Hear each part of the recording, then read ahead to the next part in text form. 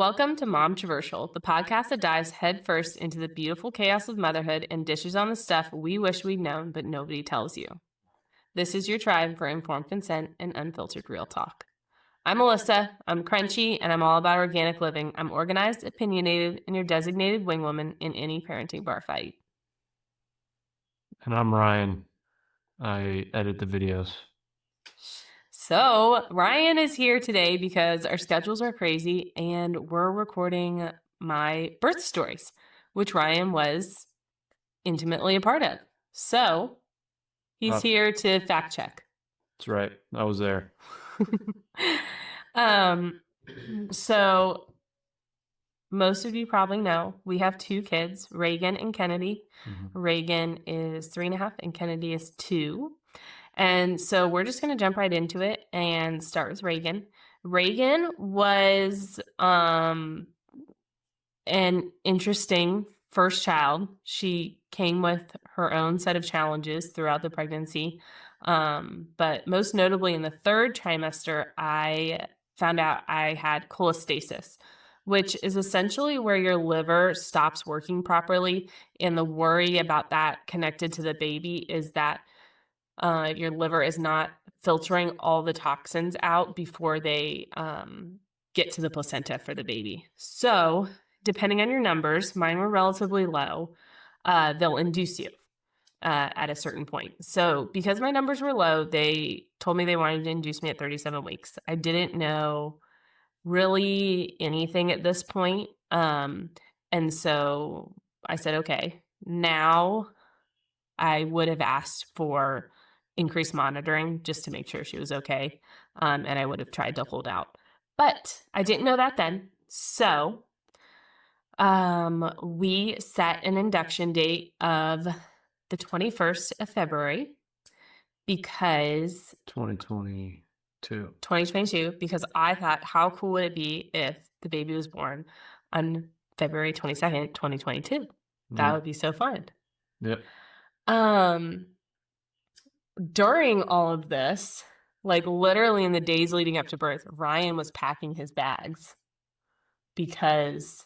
Yeah, but looking back on it, like the unit I was a part of at the time got all spun up because Russia invaded Ukraine and they thought we were going to go like fight Russia, and they invaded, I think, on that Thursday or Friday before the Monday. Mm-hmm. And it was supposed to be like a 4-day weekend, and my unit, we like started packing our bags. We had no orders, we had nothing. It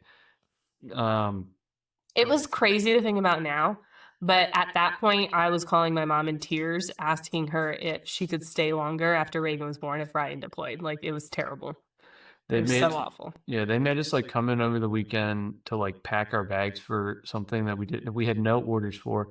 And I distinctly remember there was an NCO who had been in the Army for at that point like 18, 19 years. And she was saying she came in the morning because we had like a mandatory report. And then she left. She was like, we don't have orders. This is a waste of time. And then she literally would report in and leave. And looking back on it, I wish I had done that, where I just was like, this is a waste of time. I don't know why I'm here on a 4-day weekend. And, you know, the jokes going around. I was like, of course Russia had to invade on a 4-day weekend and ruin everybody's time off. But it was just kind of like... It was crazy. It was a crazy few days before giving birth. But if we fast forward to that Monday... we called the hospital and they said they didn't have room for us at 6 a.m. when they told us to call. So we ended up just kind of hanging around all day, and went in the afternoon.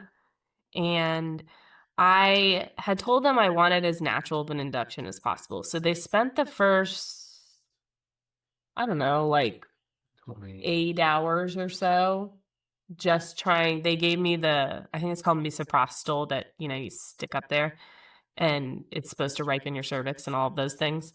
But it didn't work. So they started me on Pitocin and we were just kind of chilling for a while. Like I was having contractions, but they were super little contractions. Like she was clearly, I was She was not ready to come 37. out. Yeah, I was 37 and 3 or something like that. She was very not ready to come. So we were just kind of bored in the hospital, hanging out, watching TV. Pretty uneventful for the first. First No, the first like, because you were in labor for like what? 33 hours. Yeah, the first like 20 of them were uneventful. We were like watching TV. We were actually kind of bored trying to figure out how to pass the time. Yeah. It was really boring. Like I was having contractions and I didn't feel them at all at first, but then I started to feel them, but they weren't like that big of a deal even on Pitocin. So they got stronger and stronger. And at one point I did get the narcotics, which they told me would absolutely not pass to the baby. Which I found out later wasn't necessarily true. But that they gave me that because they tried the Foley balloon on me. Do not recommend. It's the worst thing ever. They literally try and blow up a balloon in your cervix. Yeah, I forgot about that. Yeah, so that was extremely painful. That's when I got the narcotics. I slept for a while. I mean, it was a really, really boring, honestly, first 20 hours, and then the next 10 hours were just kind of like, okay. So yeah, we were chilling. Well, maybe not 10 hours, because I think around hour 27, I was impatient, which for whoever knows me is not surprised to hear that. Although it had been 27 hours, okay? And so I had them break my water because I was not progressing. I was at like 4 centimeters. I'd been at 4 centimeters for Hours. so long. I just wasn't progressing. The Pitocin, they had upped the Pitocin so much. I'm honestly shocked I didn't have a C-section. There's so many things that I look back on that part of me wants to blame the hospital for, but the other part of me, if I had done my research, I would have been much more in control, and that was on me. I kind of had the mindset of, well, my body's made to do this. It'll be fine. It'll just figure it out. And yeah, but I don't think you were made wasn't. to do it that early. Yeah, your body is made to do it when it's ready to do it. Yeah, I think if you'd been more patient, it would have been a lot more. Because your due date was like March. Yeah, March 11th. So we went in 2 weeks early. Yeah, more than 2 weeks early. So it was like, and very rarely do first time moms even give birth on their due date. So, I was weeks early. But anyways, so I had them break my water, and that's for anyone who has not given birth. I can 100% tell you that is the worst thing that you could ever do at this point in labor at 4 centimeters.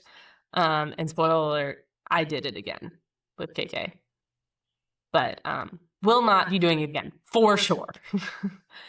But yeah, so I had them break my water, and so now I was having Pitocin contractions with no cushion, of the bag of waters. And so I remember you were like watching the contractions, and you were trying to encourage me. You're like, look, your contraction's going away. It's gone. It's gone. You've got a minute. It's fine. And I was like, the pain has not stopped. So like, it's not ending. Yeah.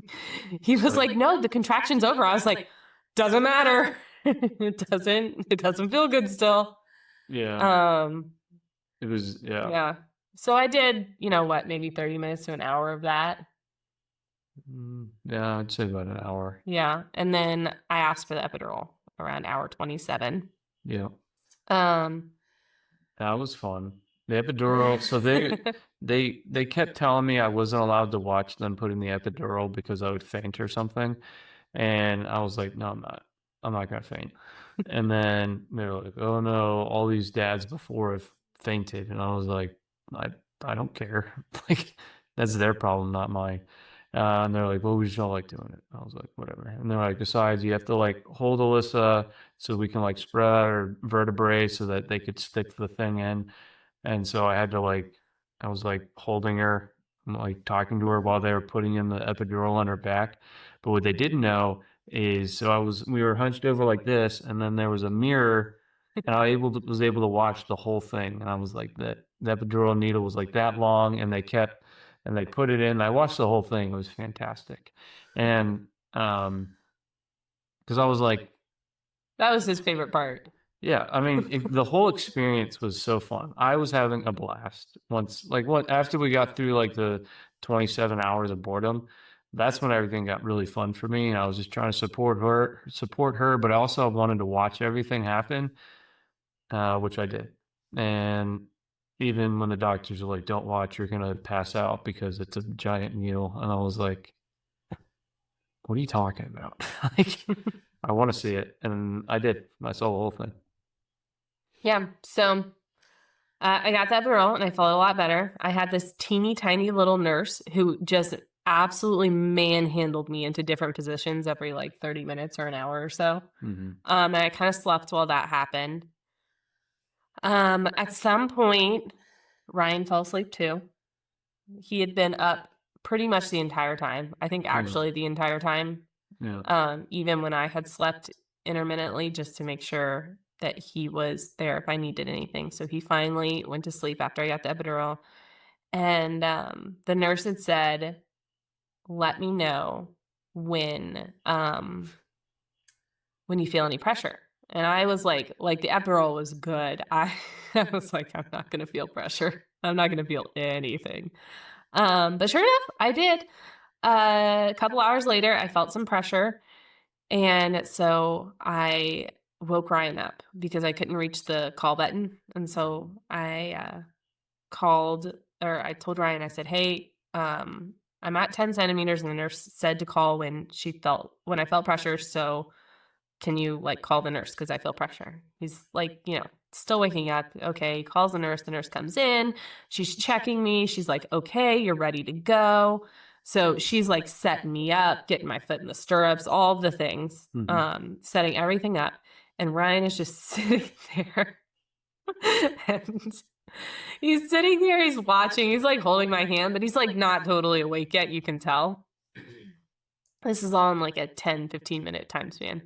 He goes, I just need like a 20-minute nap. and the nurse looks at him and goes, you are having a baby right now. And he goes, what? And just chugs a Red Bull or something. But it was pretty funny because I had fully communicated that to him, but he was so tired, it just did not stick. So. But I mean, in my defense, like this whole labor process was so drawn out that I was like, all right, she's gonna have a couple of contractions, then I'm gonna go right back to sleep. Or like, we have time. Like this, I don't know. I just didn't comprehend that this was happening right now. It's a running joke now. Ryan just needs a 20-minute nap. I didn't really do it. And if I take a 20-minute nap, I'm fine. But yeah, so pushing was relatively uneventful. I pushed her out really fast. I think it was less than 30 minutes. It was pretty fast. I think she came in about 2:30 in the morning and 3 o'clock. Oh, yeah. Sorry. Yeah. So she started pushing at like 2:30, and then right at 3 o'clock in the morning is when Reagan was born. 3 o'clock in the morning on the 23rd, which was just rude of Reagan, but that's fine. Yeah. But yeah, the eventful part came afterwards when she was stitching me up, and I said, she was down there for forever. And, I was on the epidural, so I still didn't feel anything. Yeah. She's down there forever and ever and ever. And I was like, what are you doing? And she was like, I'm giving you stitches. And I was like, how many? And she said, 3 to 7. I said, 3 to 7? She goes, no, 37. I was like, what? Yeah. 37 stitches. Because my body was not ready. Reagan was not ready. And I couldn't feel anything in the epidural, so I just like brute force pushed her out. And I was on my back, which meant that when you're on your back, the baby has to come up and out of your pelvis. So you're literally working against gravity. So that's my little piece of advice there. I don't care what your doctor says. You do not want to push on your back. Unless you want to push on your back, go for it. But don't do it for your doctor's convenience, because that's why they have you do it. And 37 stitches meant that for a solid week and a half to 2 weeks, I couldn't do anything by myself. I couldn't sit up. Like Ryan literally had to like sit me up in bed. He had to help me sit down on the toilet. Like you have no idea how many muscles are attached to your vaginal area until you try and use them. It's crazy.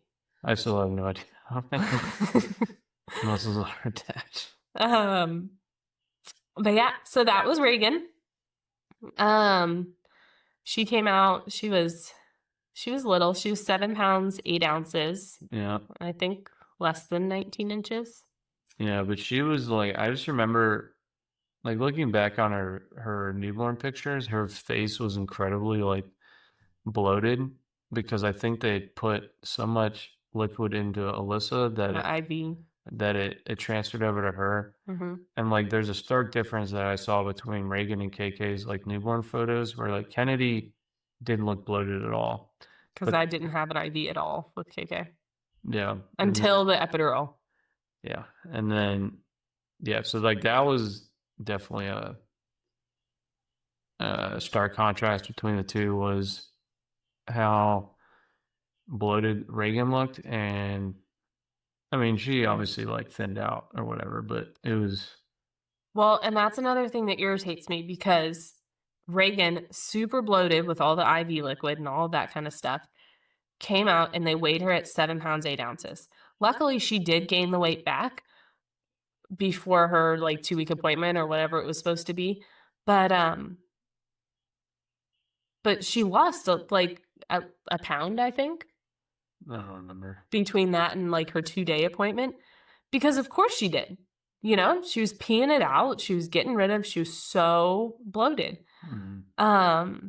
Yeah, I remember them saying, well, you know, she needs to gain back the weight. She needs to gain back the weight. And she did, but like, no, she doesn't. She was getting rid of a ton of water weight. And so I just hate how the hospitals and the formula industry push formula because your baby isn't gaining back to their birth weight when in fact, well, you just pumped them with so much water. Like, of course, their birth weight isn't like an accurate representation.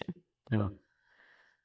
I guess that makes sense because with Kennedy, that wasn't a problem. There was never an issue. Yeah. I don't even think she lost weight. She didn't lose that much. If any. Yeah. And but then afterwards. She had the biggest cone head, Reagan did. I don't really remember that. I remember an alien head. I just remember like, you know, having to work through so I had 3 weeks off for paternity leave and just like working through that 3 weeks. I mean, eventually we got it. You know, we slept a lot, but we were also awake a lot. I just remember like Alyssa would wake up in the middle of the night to feed her. And then we had her in the bassinet in our bedroom, and then I would lay down because there was like nothing else to do because Alyssa was feeding her and sitting there, and then all of a sudden, so what Alyssa did, she always had a pair of like folded socks, and then she would like pelt me with them to wake me up because I fell asleep on the couch because she still needed help to get up, but I'd fallen asleep. And she didn't want to wake Reagan back up by screaming at me, so she would just throw socks at me. Whatever I had, I just chuck at him. But yeah, that was Reagan. She had some issues that brought her to us early, but you know, we're not mad about it really. No. Kennedy was really different and also kind of similar at the same time. Kennedy, I had learned more about birth in general, natural birth. We did the Christian hypnobirthing course. Mm-hmm. And it was awesome. Loved that course. Ryan, not so much, but you just didn't understand it really. Well, yeah, but she would also like say stuff like, "It doesn't hurt." She said she had pain-free births, which I've met some people that have said that. I believe them, but Jesus and I have a ways to go before I believe it for me. But yeah, so Kennedy, My mom, Kennedy was born in Korea. Reagan was born in Tennessee at Fort Campbell. Kennedy was born in Korea. We were at the base hospital and we lived on base, so it was like 5 minutes from our house, which was really nice. Yeah, and we could see it from our balcony. Yeah. So Kennedy, she waited for my mom to get to Korea, thankfully, to watch Reagan. And Kennedy contractions started with her when I went and got a pedicure with my mom. We got pedicures and haircuts. Yep. I chopped all my hair off. But we went to this place outside the walk-in gate that gave really good foot massages. I was like 39 and 5, I guess, because she came 39 and 6. So yeah, it was, in the morning, it was 39 and maybe 39 and 4, 39 and 5, whatever it was. We got a pedicure and the contractions kind of started, and I was like, oh, okay, well, we'll see. And they were on and off. They weren't super consistent, but I kept feeling them during my haircut. And I was like, well, whatever, just hang out. They didn't hurt that badly, just kind of, I took notice of them. Mm-hmm. Then we hung out a little bit. We went and got lunch. Then we came back and it was just a normal day. And then I think that night, I was up a little bit with contractions, but not, nothing consistent. It was on and off, on and off, on and off. Same through the next day until later that night, around 10-ish, after Reagan had gone to bed, we were watching TV, but they were getting a little more serious. They were getting a little more consistent. And more like I had to stop and breathe through them versus that was kind of an annoying pain. And this was all cool for me because I had never gone into labor naturally because I was induced with Reagan. Mm-hmm. So that was kind of fun, kind of scary. I was like, does natural labor feel like? But yeah, I made Ryan help me out in all the ways that he could to get the baby out, which stressed him out because we thought my water had broken a little bit or like it started leaking. So I promised that we would go into the hospital that night to get checked if I still hadn't gone into super active labor. So I did go in and she said, your water could have broken. It might be leaking and it might just, have shifted enough to kind of sealed up the leak essentially. I think it was 4 centimeters. She was like, so this doctor that was on duty, I guess, was the only doctor that I relatively trusted out of all the doctors there. She was the only one that even gave the time of day to my alternative methods to prevent the cholestasis from coming back again. And if you don't know, cholestasis is kind of one of those things that at least the doctors will tell you, congrats, you won the genetic lottery. You're going to get this every pregnancy and you're going to get it worse every pregnancy from here on out. So, so I did a few things, basically to support my liver health, like taking extra choline and taking methylated folate instead of folic acid, which is a synthetic form of folate, and most people's bodies can't actually process it very well. So I took methylated folate and methylated just vitamins in general, prenatals, and as well as beef liver pills because they also had folate and a lot of choline in them. So that was kind of what I was trying to do, and it worked. The cholestasis did not come back. But all that to say, that doctor was the only one, when I told her that that's what I was doing, she was asking about my prenatal, she said, oh, is it working? And I said, the cholestasis hasn't come back, so I think it is. And she said, well, are they studying this? And I said, no, they can't make money off of this. They're not studying it. And she was like, well, they should be studying it. If it works, it should be studied. I was like, I like you. Yeah. So this doctor was who was on duty the night that I was in labor. And so we went to the hospital, she's like, your waters could have broken. They're probably leaking, officially I can get you checked in. And I said, what if I want to go home? And she said, again, officially, you should be checked in. Unofficially, you're fine. You can go home. And I said, great. Promise I'll come back. I'm 5 minutes away. Like, I will come back. And so we went home and I labored for like another couple hours or so. Yeah. It was like 5. Because we got back about midnight, and then we went back to the we got back to the house about midnight, and then we went back to the hospital at like 6 a.m. So we were home for like 6 hours. No, that's definitely not true.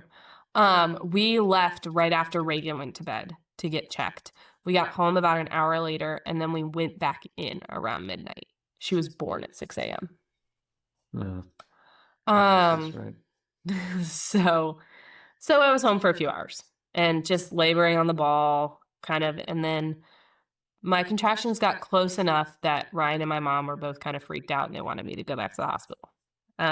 Looking back, I wish I had ignored them and stayed home a little longer, but that's okay. Because now we're staying at home forever for the next one. So we went to the hospital, we got checked in. I had a really great nurse who applied counter pressure for me and helped Ryan understand how to do that as well. I was honestly like the contractions were coming strong and frequently, but I was doing really great. It was the middle of the night, so I was just talking to friends, chatting it up. I labored in the shower for a bit. Ryan's like, are you cool if I sleep? I was like, sure, no problem. Like, I have company, I'm hanging out, I'm good. Because I thought this was going to be the same as last time. When it was like, all right, we're here, and now we're going to be here for the next 3 days. Yeah.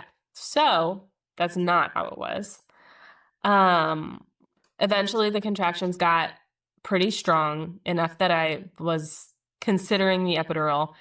But I wanted them to check me because I was pretty sure I was going into transition. And I was like, if I can be going into transition, like, I'm good. I can make it if I can just know that. But they checked me and I was still like 5 centimeters. Pretty much made no progress. And so that was really frustrating. And again, I got impatient and I told them they could break my water. So they broke my water, and that did send me straight into transition. But because, again, there's no cushion whatsoever, it's terrible, I asked for the epidural because I just couldn't handle it. And we had all of these plans on how to manage the pain and how to get through it and all this kind of thing. But unfortunately, because Ryan had kind of just woken up through all of this, we didn't really implement them. So I got the epidural, and KK was born less than an hour later. Yeah. She was born so fast that if you listen to our labor and delivery episode, you'll hear me realizing that the epidural didn't even actually kick in totally, which actually made me feel good that I could do it naturally. You know, I wouldn't say it was anything like doing it naturally, but I definitely felt more pain than with Reagan. I felt a lot more. So KK was born. She was 7 pounds, 12 ounces, 20 3/4 inches, 20 1/2 inches, something like that. And she was much less swollen. She was totally, perfect score on the APGAR test right away. Yeah, there was like no problems with Kennedy at all. Yeah, she was great. She did come out with a cord around her neck. And but we didn't even find that out until like the next day. Yeah. Then the doctor like kind of mentioned it in passing. It was like, oh yeah, that happened. She was so professional. She was so great. There was another thing when a big reason that I didn't want the epidural is because I didn't want to push on my back. Because of, 37 stitches. So with Kennedy, I was like, I want the epidural, and Ryan, I'd asked him to try and talk me out of it. So he goes, well, you're going to have to push on your back then. And I was, out of my mind at this point. I was like, I'm not pushing on my back. He was like, well, if you get the epidural, you have to push on your back. And I was like, no, you're going to hold me up. And he was like, I don't think we can do that. And Dr. Consoley, that was her name, she looked at me and she said, if you can do it, you can do it. And that was just like, that was her the entire time.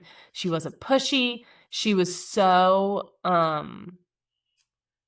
supportive. The whole reason that I even had them break my water and that I got that impatient was because she was going off shift at 8 a.m. and I was terrified that she wasn't going to deliver Kennedy. And that was the big reason that I had them break my water and just go for it like that. But yeah, so I ended up, like, Ryan sat on the bed and I ended up on my knees holding on to his neck and he held me up while I pushed Kennedy out. She came out with the cord around her neck.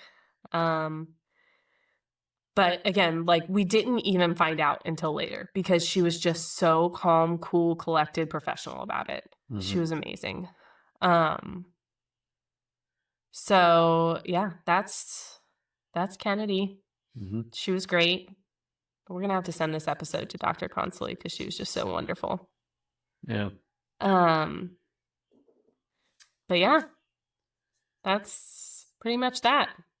Am I missing anything from them? I guess the anesthesiologist or whatever, the guy that gave you the second time. Hated him. I'm in the middle of transition, okay? My waters have been broken. Like, there was no cushion between me and this baby that was coming out of my vagina. And this guy had the balls to tell me that I was being dramatic. Dramatic! If he hadn't had the needle in my back, I think I would have punched him. And I basically refused to talk to him when he came to check up on me after the birth. Like, oh my gosh, he was the worst. He was I don't even know. Yeah, he was a soldier. It's kind of awkward. The worst. And he tried to, like, joke about it with Ryan too. Yeah. I mean, other than that one statement, I thought the guy was fine. Not like amazing. I thought the first anesthesiologist was good. He was good. That was 15 minutes max. And I, like, wasn't feeling anything. He was so efficient. He did a great job.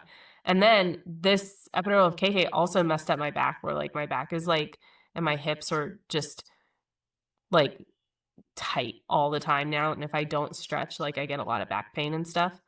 So yeah, that anesthesiologist freaking sucked. I wish we could send this episode to him too, but I don't remember his name. Yeah, we pushed it out of our collective memory. Yeah. But yeah, and then we got,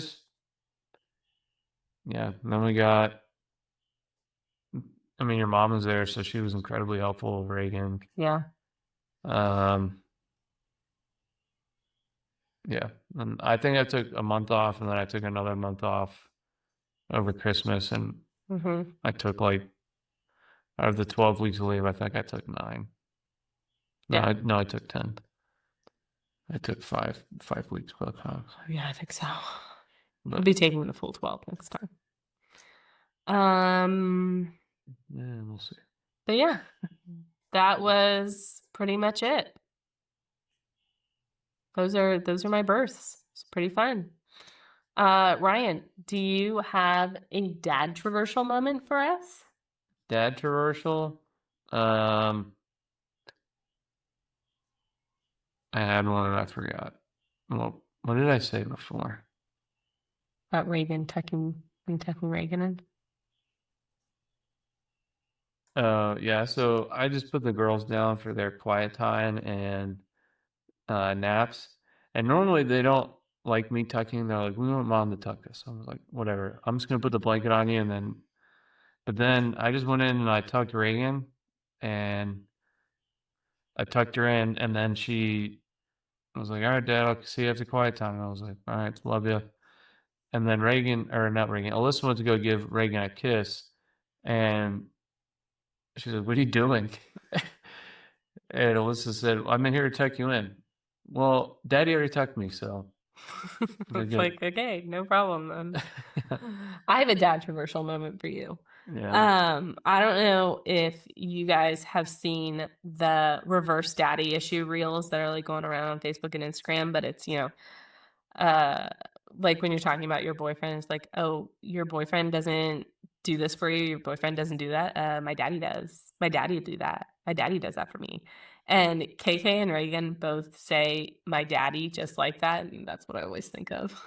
My daddy. My daddy. My daddy will do that. My daddy does that. Yeah. So you're giving our girls reverse daddy issues. Good job. That's good news. Yeah. Yeah. The birth center that Leah used does home birth as well. With she used her with That's not the way you sold it to me. You were like, you're gonna do everything, we're gonna save a bunch of money. And I was like, I don't think it's a good idea for me to just this is typical male selective hearing is what's happening right now. But the point is he was not comfortable with a home birth with Kennedy. But Ryan does a really great job of wanting to help during births, but he's a guy and he just doesn't have the instinct for it. And so I knew it was going to be necessary to have a doula for this next birth because I wanted you to be involved, but like I can't be the one telling you what to do. Yeah. At like that point in my labor. Mm. So I was like, we have to have a doula for sure. I kind of told you after KK, I was like, I'm not mad, I'm disappointed. But what? But yeah, and then I was just, the more I thought about it, I'm just not comfortable in the hospital because I don't trust doctors and nurses that they have a full understanding of physiological birth. I don't think that they have an open mind to any of it. With Kennedy, I was like, Kennedy is not to leave our site at all while we're in the hospital because I honestly didn't trust them not to vaccinate her or something because we didn't vaccinate Kennedy at all. We didn't while we were in the hospital with Reagan either. But they kept pushing it. Yeah, they did, and I just did not trust them. Yeah. And so with this one, I didn't want to be at the mercy of the hospital. We would have had to drive to Tucson to give birth because the hospital in Sierra Vista is not widely, I don't know. It doesn't have a good reputation. So, and the biggest reason that I even rushed things with Kennedy was because I was worried that the doctor that I knew and somewhat trusted was going to leave. So having a home birth kind of fixes all these issues. Wasn't it the one like midwife at the, I don't know, that was the midwife in Tennessee. Oh, with Kennedy and with Reagan, we went through like 6 different shifts of people. So we were there for so long. No, but there was like a midwife that we met with. And during that meeting, like this was like months before labor. And Alyssa was like, I don't want an epidural. And then and then this midwife like completely ignored Alyssa and looked at me and was like, how do you feel about that? And I was like, Yeah. What are you talking about, lady? Like, I'm not the one doing it. I'm supporting her. Like, I don't. That was crazy. That kind of irritated me because it was just like, I'm a support person in this environment. And like, yes, I'm the head of the household and all that other stuff, but like, not in this. I was just, it kind of pissed me off. I was like, shut up. It was so weird. Needless to say, we don't love hospitals and we would prefer to be out of them unless we need to be in them. And I don't believe that you need to be in one. Yeah. I don't believe that you need to be in one to give birth. I guess. But if you like this episode, if you're enjoying listening to us, if you can give us 5 stars on whatever platform you're listening on, that is so helpful in helping us reach other people. And go ahead and follow us at Momtroversal _podcast on Instagram. And We would love to hear from you. So if you have episode ideas, if you have questions about anything that we've talked about, or you want to hear us talk about other things, please DM us and let us know. We really do want to do this for you. We're doing it for fun for us, but um, we want you to listen to what you want to listen to. So give us a shout. We're here. See ya.